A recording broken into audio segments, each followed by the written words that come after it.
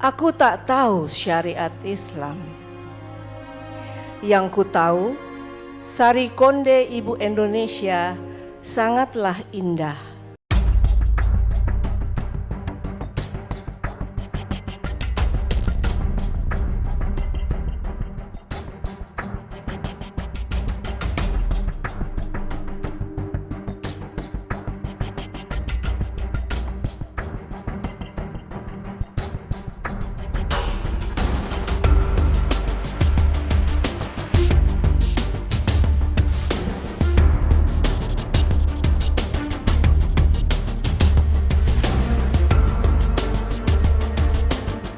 Sukmawati Soekarno Putri menuai kontroversi atas pembacaan puisinya yang berjudul Ibu Indonesia yang dibacakan pada saat ajang Indonesia Fashion Week dalam acara 29 tahun Ade Avanti berkarya.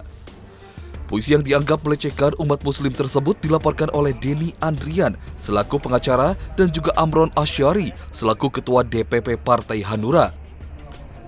Dalam tahap penyelidikan ini, polisi mengumpulkan alat bukti dan meminta keterangan dari sejumlah pihak.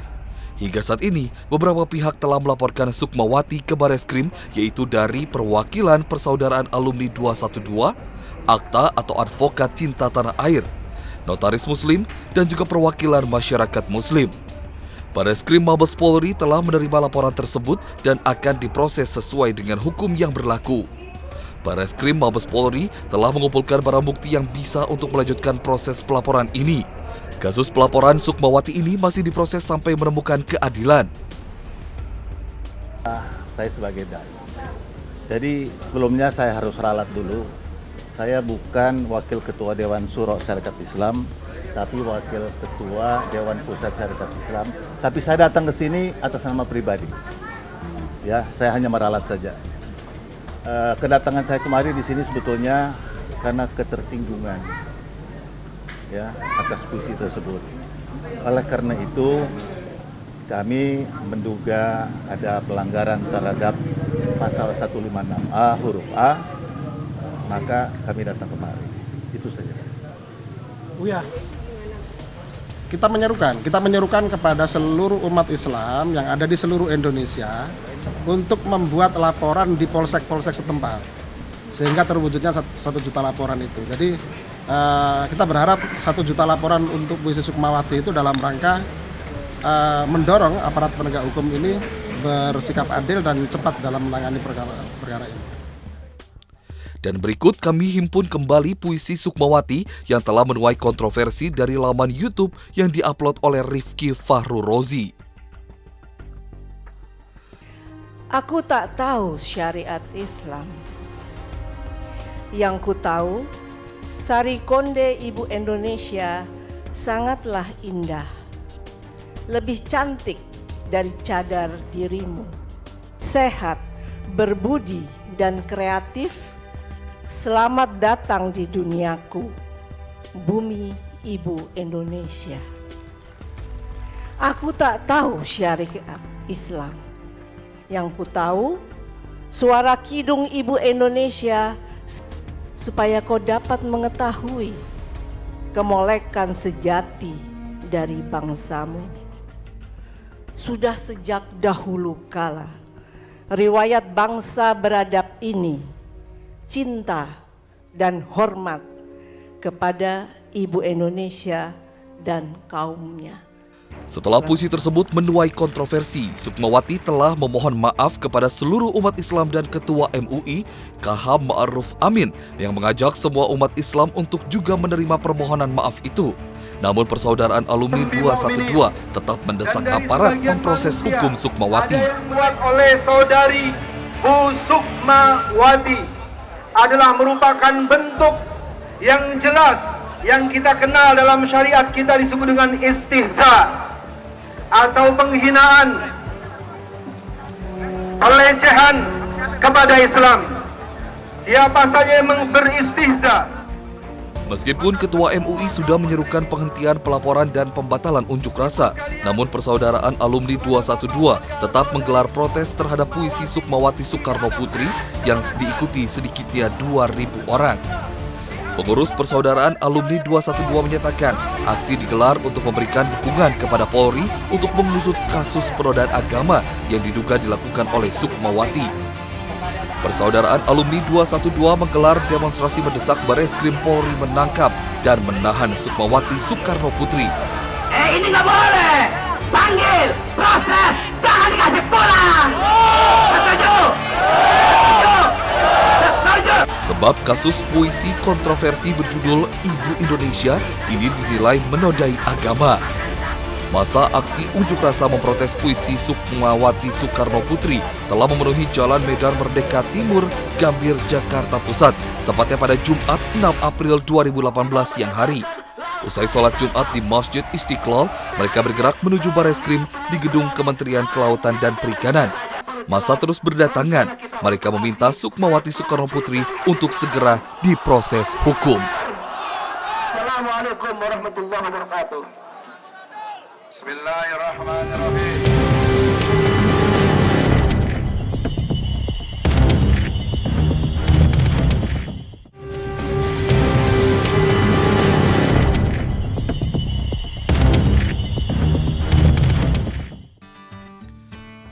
Menjadi bagian dari salah satu destinasi saat berwisata ke Kota Tua, mungkin dermaga Pelabuhan Sunda Kelapa yang termasuk ke dalam wilayah Kelurahan Penjaringan, Kecamatan Penjaringan, Jakarta Utara, mungkin menjadi pilihan yang tepat untuk menghilangkan stres dari hiruk-pikuknya kota Jakarta. Lalu, apa yang menarik di dermaga ini ya Smart Viewers?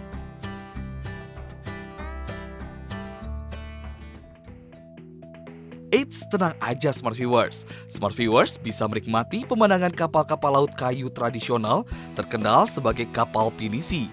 Nah, Smart Viewers akan disuguhi pemandangan kapal pinisi yang berjajar rapi sepanjang sekitar 1 km di sisi kiri setelah pintu masuk. Kapal-kapal ini sebenarnya adalah kapal khas Bugis Makassar. Segala aktivitas di dermaga seperti menaikkan dan menurunkan muatan, serta lalu lalang pekerja yang mengangkut barang mungkin adalah hal langka untuk dijumpai di dermaga dan pelabuhan modern. Seakan ingin mempertahankan nama Sunda Kelapa yang telah terlebih dahulu digunakan sebelum nama Jakarta. Rona kehidupan di pelabuhan ini seperti terhenti dalam kerangka waktu di masa yang lebih lampau. Memang kesibukan di Pelabuhan Sunda Kelapa telah dimulai sejak masa Kerajaan Sunda Pajajaran di abad ke-12. Kini luas kawasan Pelabuhan Sunda Kelapa terdiri dari sekitar 760 hektar tanah dan sekitar 16.470 hektar air, dengan 2 pelabuhan utama tentunya. Pelabuhan Kalibaru juga masih termasuk dalam kawasan Pelabuhan Sunda Kelapa.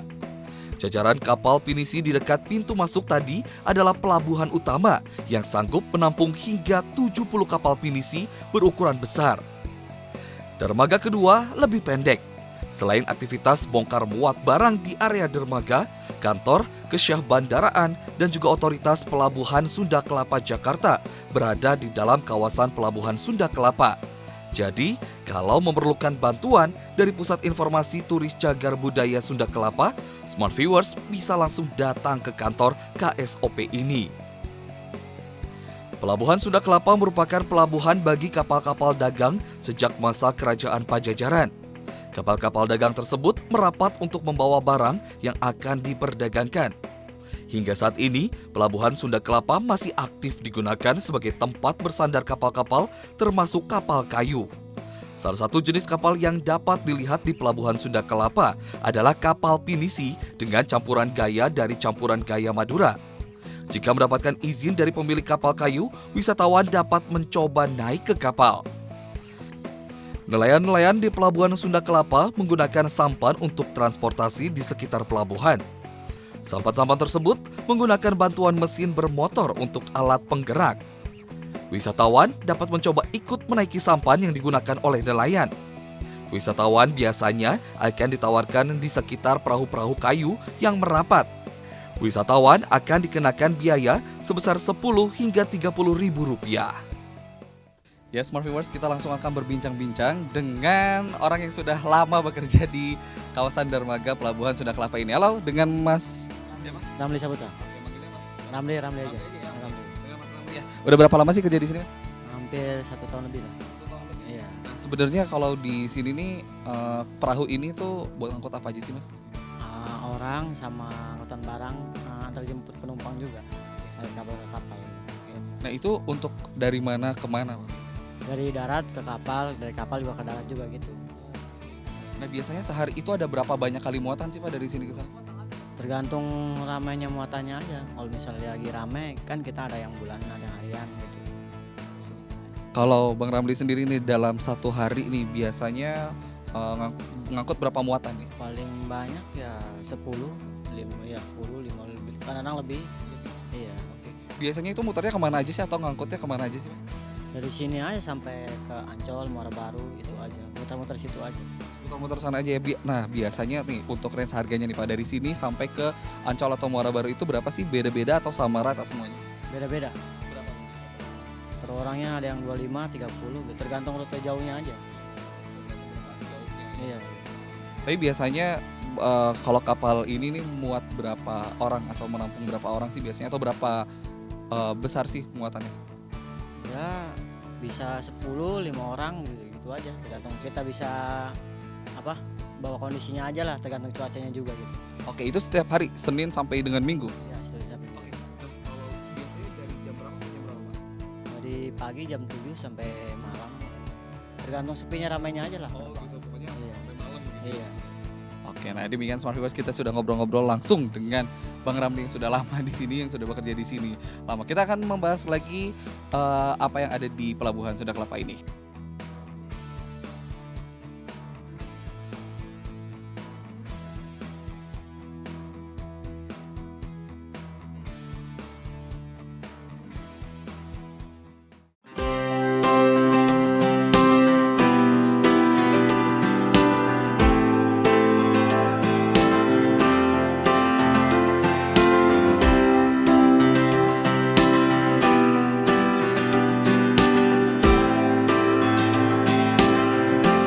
Pelabuhan Sunda Kelapa memiliki sejarah panjang bagi kota Jakarta. Pelabuhan ini sejak tahun 1500-an menjadi titik penting bagi pusat perdagangan di Asia. Kapal-kapal asing yang berasal dari Tiongkok, Jepang, India Selatan, dan Timur Tengah merapat di Sunda Kelapa dengan membawa barang komoditi seperti porselin, kopi, sutra, dan barang-barang lainnya. Sebagai pelabuhan yang bersejarah, Sunda Kelapa menjadi salah satu objek wisata yang tentunya dapat dikunjungi oleh wisatawan. Wisatawan domestik hingga mancanegara pun menyempatkan untuk mengunjungi Sunda Kelapa pada akhir pekan atau pada sore hari. Rata-rata para pengunjung menyempatkan datang ke Pelabuhan Sunda Kelapa ini hanya sekedar untuk berfoto-foto pemandangan ataupun bersuah foto atau berfoto untuk prawedding. Hal ini sudah tidak diragukan lagi Smart Viewers. Selain tempatnya Instagramable banget, tempat ini tidaklah sulit untuk dijangkau. Berbagai tempat menarik di Pelabuhan Sunda Kelapa ini dapat dijadikan latar untuk berfoto atau bersuah foto. Salah satunya, berfoto dengan latar belakang kontainer-kontainer yang terlihat usang dan mungkin sudah tidak digunakan lagi. Tapi malahan dapat dijadikan latar untuk berfoto, karena dinilai unik dan juga berwarna-warni dan juga sangat jarang kita temukan di perkotaan Jakarta. Para pengunjung di sini tidak lekang oleh umur nampaknya Smart Viewers. Dari mulai remaja hingga yang sudah berkeluarga pun ikut berfoto-foto ria di Pelabuhan Sunda Kelapa ini.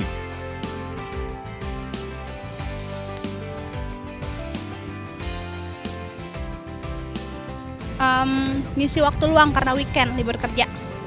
Oke. Ya padatnya kerjaan, cari-cari jalan-jalan, kayak gitu aja sih, luangin waktu aja. Ya bisa jadi kayak gitu. Tempatnya apa ya? Kalau bisa dibilang menarik karena jarang gitu kan orang-orang datang ke sini. Dan menurut aku sih orang-orang itu kenapa cenderung banyak datang ke sini itu karena ini udah era digital. Cari suatu tempat dengan background dengan situasi yang lain dari yang lain seperti itu. Dan ini juga kan kayak agak-agak vintage seperti itu kan. Ini apa namanya? Kontainer sama tadi sih kapal-kapal. ada bagian kapalnya sedikit. Karena jarang dilihat. Biasanya sih jadi background foto atau mungkin ya diliatin aja. Tujuan pertamanya sih sebenarnya pengen jalan-jalan aja ya. So, bosen juga kan sama mall. Terus kemarin kebetulan dikasih tahu sama temen katanya oke juga spotnya buat foto-foto. Jadi sekalian kenalin juga nih sama anak gitu. Ya udah jadi main kesini ya, Dek. Tempat apa ya? Ya spot untuk ini aja ya, banyak perahu. Jadi bisa kenalin juga sama anak sekalian kan. Biar tahu walaupun belum ngerti-ngerti banget tapi kan setidaknya gak bosen lah gitu. Nggak bisa compare juga ya soalnya baru pertama kali kesini dan belum ada pelabuhan lain yang dilihat banget sih, cuman ya so far ya namanya pelabuhan ya kayak gini sih gitu. Untuk akses dan segala macamnya sih jelas juga, tadi soalnya nggak nyasar nggak apa tanpa GPS juga sih, jadi oke juga lah, nggak terlalu sulit gitu. Kalau kesini lagi mungkin nggak bawa anak ya soalnya debu banget gitu, kasihan, jadi mungkin kali sama teman sama yang lain kali mungkin ada sih. Oke, yang pertama itu penasaran sih, soalnya kayak ada Instagram gitu, mereka pada bikin hashtag kayak Sunda Kelapa, terus foto-foto di Jakarta Sunda Kelapa. Kalau misalnya di Jakarta kan, kalau di tempat-tempat kayak gini tuh susah ya dicari, jadi rata-rata tuh kayak ke mall atau gimana, dan sementara sih kalau saya pribadi saya udah bosan, jadi pengennya tuh kayak nuansa-nuansa kayak gini gitu. Ya hampir sama sih, ya begitulah pokoknya. Oke. Kalian kan baru pertama kali nih, pengen kesini lagi gitu? Sepertinya, tapi dengan teman-teman yang lebih ramai lagi. Terus menurut kalian Kalau sejauh ini sih masih di sini aja. iya, terus sejauh ini sih masih yang kayak box-box kayak gini. Kenapa? Karena kayak lebih colorful gitu. Terus kalau misalnya foto-foto juga jadi kayak langsung jadi backgroundnya gitu, jadi nggak susah sih.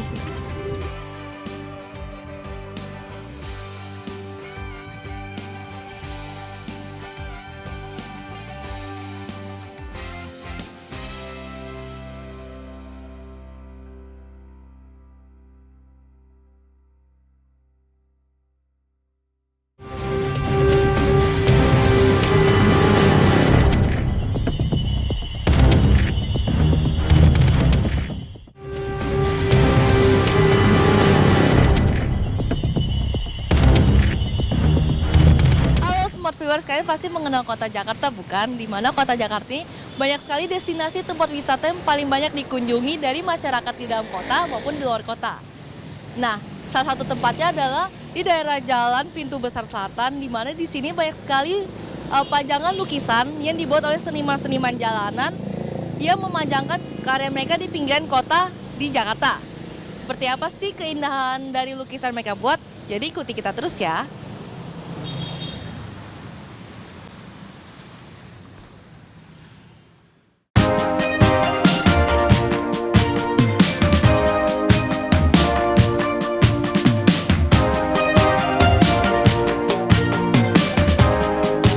Lukisan merupakan karya seni dua dimensi yang dilukiskan di atas kertas kanvas dengan campuran berbagai gradasi dan warna. Pada umumnya, lukisan dapat dilihat dan dinikmati di dalam sebuah gedung atau ruangan tertutup. Keindahan sebuah lukisan tentu menjadi daya tarik bagi orang-orang untuk melihat bahkan sampai membelinya. Di kota Jakarta, terdapat kawasan yang dipenuhi dengan para pelukis jalanan yang menghiasi pinggiran jalan raya kota Jakarta. Salah satu lokasinya adalah di Jalan Pintu Besar Selatan Glodok. Terdapat banyak pelukis jalanan yang memamerkan dan menjual hasil lukisan mereka di pinggir jalan tersebut. Saya di sini sudah 20 tahun, dimulai tahun 1998. Iya. Sehari itu untuk ukuran 10F bisa selesai dari pagi sampai sore. Dengan harga 200. Oh, pada dasarnya hitam putih sama berwarna itu sama, cuma umpama orang mau minta kurang ya boleh aja sedikit aja. Kalau kemampuan kita kan 2 hari ya untuk ukuran normal kan, ya tentunya kalau sehari bisa ngambil 3 otomatis nggak mungkin kan. Nah, tapi kalau untuk seminggu itu rata-rata kita bisa menyelesaikan 3-4 lukisan. Sekitar 300 sampai 500 rata-rata. Nah, tetapi kalau ukuran gede ya bisa sampai 1 juta, 1,5 juta. Tentu 1 meter sampai 3 meter. Nah, antara harga 1,5 juta sampai 5 juta. Tapi itu frekuensi order itu lama, gitu kan. Nah, betul, karena untuk 3 meter itu paling nggak itu 3 minggu sampai 4 minggu, 1 bulan lah. Dengan harga rata-rata 5-6 juta.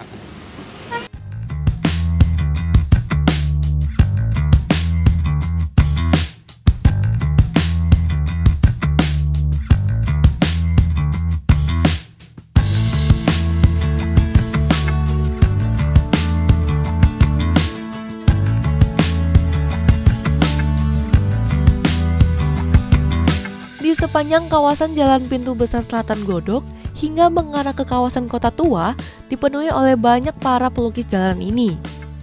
Dalam sehari, mereka dapat menciptakan 2 hingga 3 karya seni lukis yang indah. Sekitar 26 tahun. Dari jam 10 sampai jam 5. Dalam sehari itu nggak tentu. Iya. Ya kadang-kadang sehari 1, kadang 2, kadang nggak dapet gitu. Tapi ada aja dalam 1 bulan tuh ada gitu. Ini bahan-bahannya. Konte. Ini kertas beda larang. Ini namanya konte. Nih. Kalau harganya tuh kira-kira misalnya berapa, Pak? Itu hitungnya per wajah. Per wajahnya kan color sama hitam putih beda.